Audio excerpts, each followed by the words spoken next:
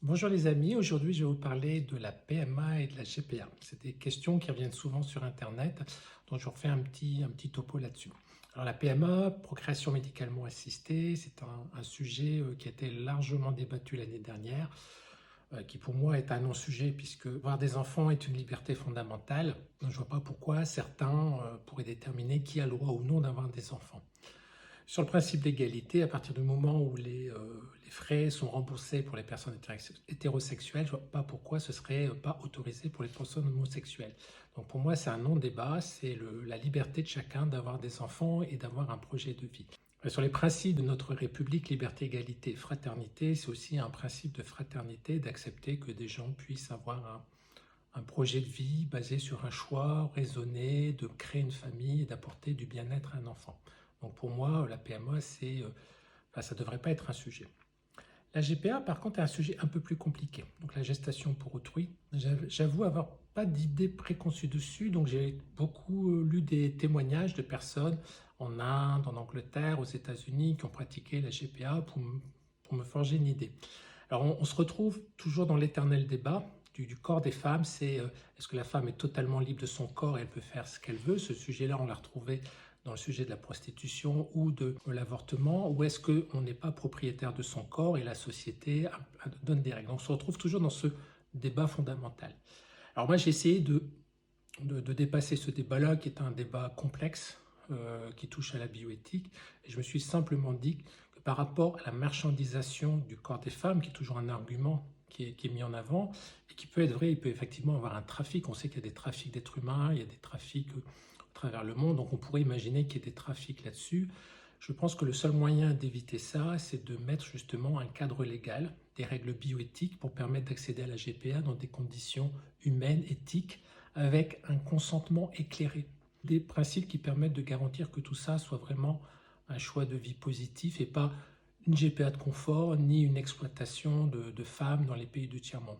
Donc paradoxalement, les arguments contre la marchandisation du corps de la femme devraient aller justement dans le sens de légiférer, de mettre un cadre bioéthique pour que tout cela se fasse dans la transparence avec des règles très claires qui définissent le rôle de chaque parent, qui donnent un statut aussi aux parents biologiques. Donc pour moi, la GPA, il faut la faire. Je pense qu'elle est inévitable. Sinon, si on ne le fait pas, il y aura du trafic, puisque les gens partiront à l'étranger, loueront des ventres dans des pays du tiers-monde, il y aura du trafic. Donc si on veut éviter ça, il faut autoriser la GPA. Voilà, donc ça c'est un petit peu comme le sujet, hein, à partir du moment où on interdit, on crée le trafic. Voilà, donc si on veut l'éviter, tout comme on l'a fait sur le don d'organes, comme on l'a fait sur le don du sang, comme on le fait sur différents sujets, sans légiférer, sans cadre bioéthique, c'est là où on aura du trafic. Ils peuvent être assez sordides.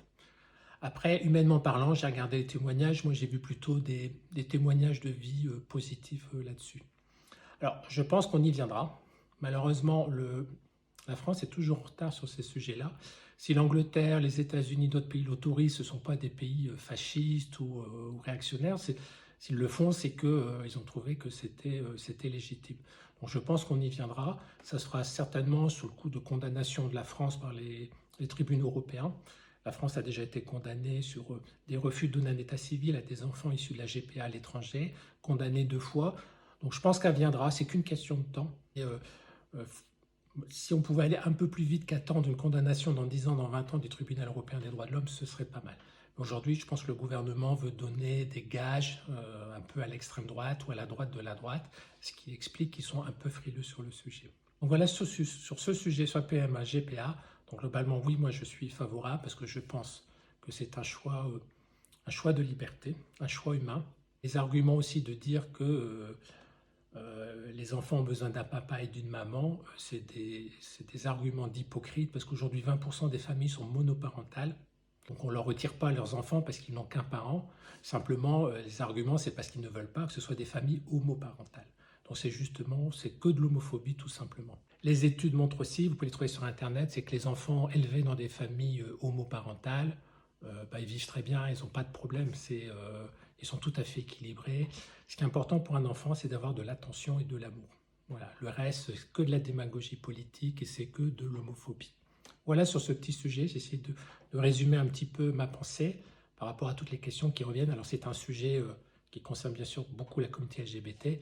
c'est pas un sujet pour moi prioritaire par rapport aux élections parce que ça concerne plus la communauté LGBT et les Français attendent aussi des sujets plus généraux, mais je pense que c'est important quand même d'en parler parce que c'est un sujet d'évolution sociétale.